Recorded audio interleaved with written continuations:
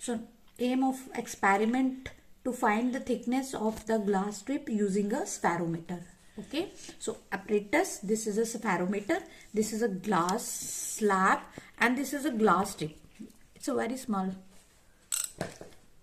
Okay, so this is a spherometer, and this is a pitch scale or main scale. That is a circular scale and 3-leg center screw. So theory, pitch of the screw, distance move, and number of rotation. So how to find least count?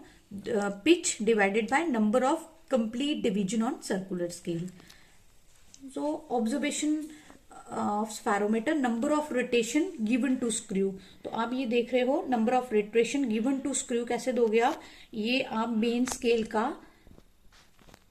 और circular scale का 0 कंसाइड करोगे, तो आप इसको 4 बार यहाँ पे number of rotation दोगे जो स्क्रू को 4 बार। देखो किस तरीके से, ये देखो, चाहे आप इसको क्लॉकवाइज और एंटी क्लॉकवाइज भी मूव कर सकते हो।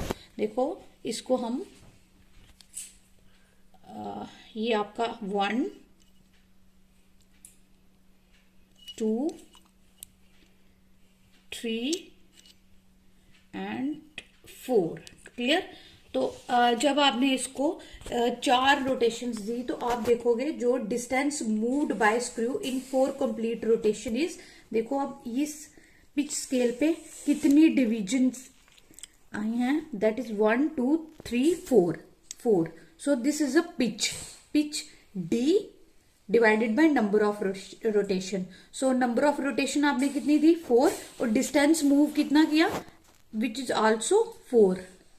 So 4 divided by 4 is equal to 1 mm. So total number of division on circular scale. Total number of division of circular scale is 0 to 90.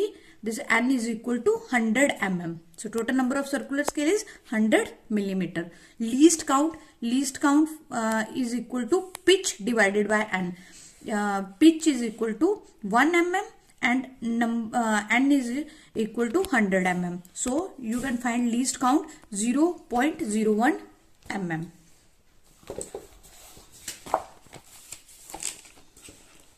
So how to take reading?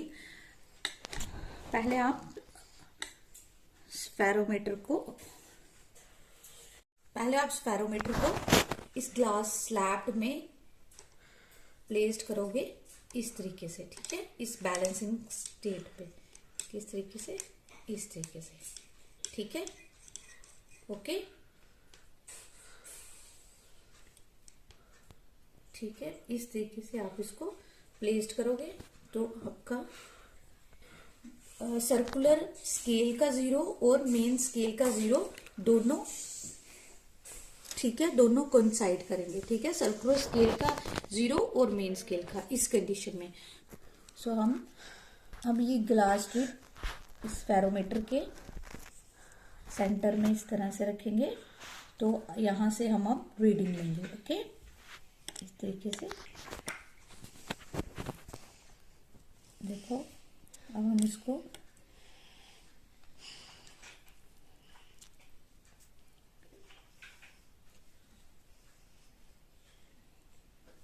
One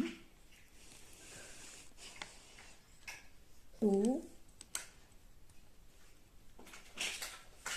और ये 3 complete rotation देने से आप देखोगे ये glass strip जो है ये इसको पूरी टच कर रही है, ठीक है। जब मैंने इसको 3 रोटेशंस दी हैं, 4 भी हो सकती है, 5 भी हो सकती हैं, सो मेरी 3 रोटेशन देने से ये ग्लास स्ट्रिप इसमें मतलब पूरी कंसाइड कर रही है, ठीक है। सो अब हम देखेंगे हमारे सर्कुलर स्केल में क्या रीडिंग है। तो सर्कुलर स्केल में आप देखोगे, सर्कुलर स्केल में आप हमारी रीडिंग देखोगे, देखो सर्कुलर स्केल पे हमारी 90, 92, 93, 92 के बीच में, सो 92, 93 आप ले सकते हो, ठीक है, 92 ले सकते हो, 93 भी ले सकते हो, ठीक है। अगर आपको मीन निकालना है एक्यूरेट रीडिंग्स निकालनी है तो हम 3 रीडिंग लेते हैं। ऐसे मैं आपको इसमें एक एक रीडिंग लेके ही बता रही हूँ। तो 3 रीडिंग जब लेनी है तो देखो आप इसमें 91, 92 ये दोनों मतलब ये रीडिंग आप ले सकते हो। सो किस तरीके से निकालोगे आप main scale with glass strip. जब हमने ग्लास स्ट्रिप के साथ रीडिंग ली तो कितना था +3, ठीक है। फिर विदाउट ग्लास स्ट्रिप जब बैलेंसिंग कंडीशन में था तो 0 0 के साथ कोइंसाइड कर रहा था तो दैट इज 0। तो number of rotation on circular scale वो भी क्या थी, 3 ही थी जो हमने नंबर ऑफ रोटेशंस दी थी। एडिशन सर्कुलर डिविजन्स वो कौन सी है, ये जो मैं बोल रही हूँ। जब आपने ग्लास स्ट्रिप के साथ उसको फाइंड किया उसकी थिकनेस तो हमारी 92 जो डिवीजन है वो मेन स्केल के साथ कंसाइड कर रही है। सो ये आपने 92 ले ली। थिकनेस का फार्मूला है n into pitch plus n into least count. So small n क्या है हमारा, स्मॉल n है हमारा नंबर ऑफ रोटेशन, ठीक है, number of complete rotation circular rotation वो क्या है 3 है। पिच आपने निकाली थी 0.01 वो, और n क्या है addition divisions, addition circular divisions कौन सी थी 92, ठीक है, and then into least count.